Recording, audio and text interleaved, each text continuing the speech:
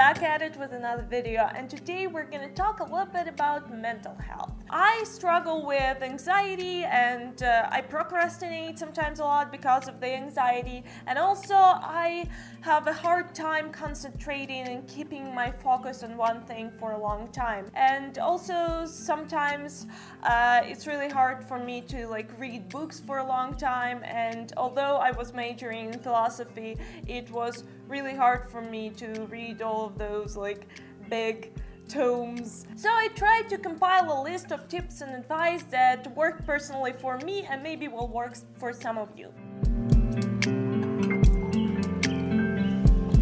First of all, try to create a routine and stick to it. I know it's really hard in college because sometimes you have to stay up late to write an essay or research something or read for the next day.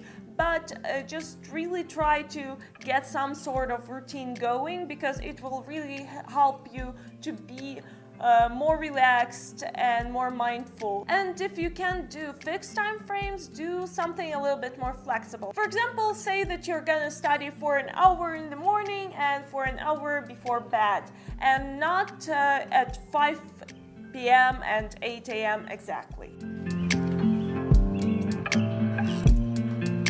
Next, try to start studying with your favorite subjects. There are many tips on how to start a study session, and sometimes they really contradict each other. But personally for me, I found that it's easier to start with the subjects that I really like, and it kind of just gets me in that groove of studying, and it's easier for me to get to the harder things later, and in that way I avoid a lot of burnout.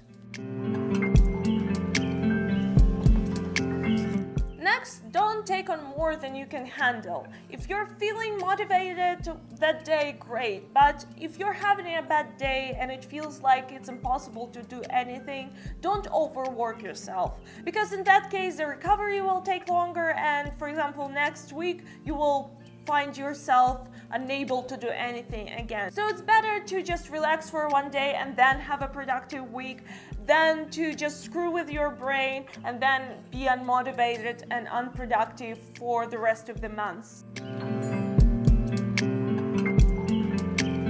If you find yourself being unable to focus during lectures, try to fidget less, because personally myself, I know that I fidget a lot with my hands and with my legs, and it really helps me to just stay focused on my pen or my pencil, and in that way I can hear what the lecturer is actually saying. Catching up on your sleep is a lie. If you deprive yourself of sleep on the weekdays and then you try to sleep in on the weekends, it won't fix your sleeping schedule, sadly. So just try to keep it consistent and get at least 7-8 hours of sleep each day. And even if you can't go to sleep at 10 p.m. for example, you can go to sleep later, but just give your body time to restore. And sleeping in on the weekends is also bad, because sleeping too little can make you grumpy and just irritated and of course tired, and sleeping too much can make you sluggish and just unable to do anything. So sleeping in is really not the best way to get your energy up. If you're dealing with a lot of stress and anxiety, you might be eating unhealthy, because I know personally for me, I can get snacky when I have a lot of stress. So try to eat healthy. I know I'm not the one person to tell you about this, because I am guilty of some midnight snacks. But just try to find a healthy snack to make a part of your routine, and when you're studying or writing an essay, for example, you can just prepare it for yourself really quickly and not eat chips and popcorn all night long. For a healthy drink, I can recommend green tea, because it's much better for you than coffee, for example, or cola, or all of those sugary sodas. especially in the middle of the night. And then you can make smoothies from bananas, for example, which are really good and really tasty, or from the berries and stuff like that.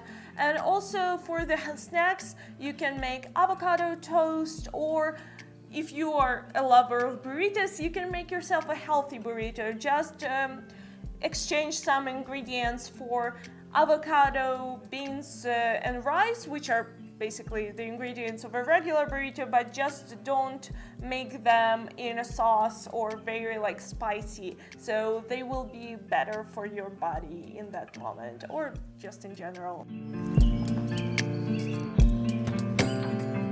And last but not least, have a support system. It really helps sometimes to talk to someone when you're having problems, when you're having a bad day. So don't be afraid to talk to your friends, to your parents, or even your study group. Or if you have a counselor in your college, you can go to them and ask for help. And there is nothing shameful or bad about that, because it's all about taking care of yourself, and it's always good to take care of your body and of your mind as well. So that's it for today, and in the comments down below, please tell me what are some of your mental health self-care tips. And for today, that's it. This was Julia, and I'll see you in the next one.